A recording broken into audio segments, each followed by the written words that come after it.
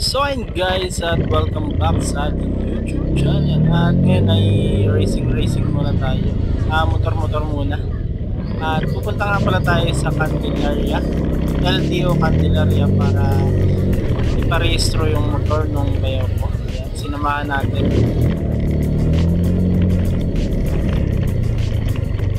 Ayan na yung kasama ko, naka-Honda Beat din. At Honda Beat nga pala yung gamit natin ngayon.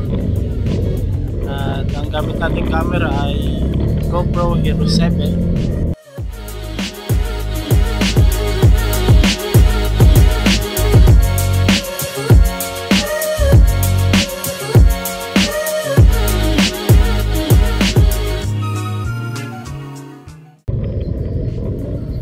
At ayun ay andito yung Flying V at may kanto nga pala dyan pa kanan at yan yung papunta sa Lucena. Yan yung Ecotourism Road at napakaganda ng daan na yan. Sobrang tuwid at walang sirang daan dyan, walang traffic, dire-diretso hanggang Lucena.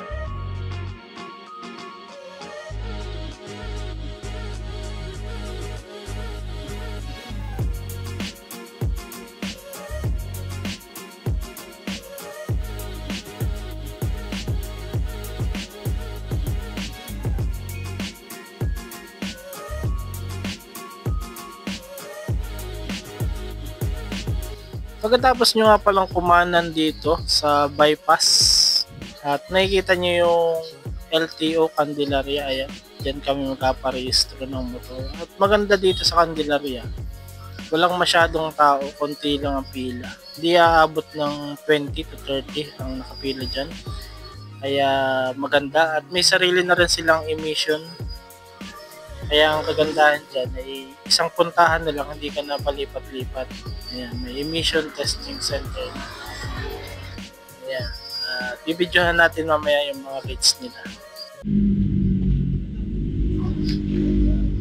At ayun, bago nga pala kayo pumasok sa emission ay dadaan muna kayo dyan sa kay kuya. At ibibigay dyan ng ORCR nyo at lalagyan kayo ng number. Kung anong number nyo.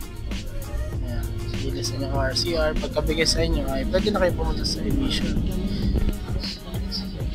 Pero kung mas maganda, katapos dyan, dumiretso na kayo sa insurance kasi pagdating nyo sa emission, sasabihin sa inyo magbayad muna kayo ng emission, kasabay na yung insurance, kaya maganda pumunta muna kayo sa insurance bago sa emission. Ang ginawa kasi namin dito ay pumunta na agad kami na emission, pero ganun din naman, may daan din naman po.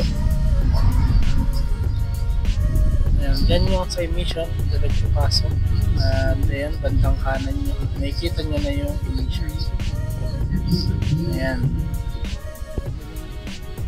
parang covered court.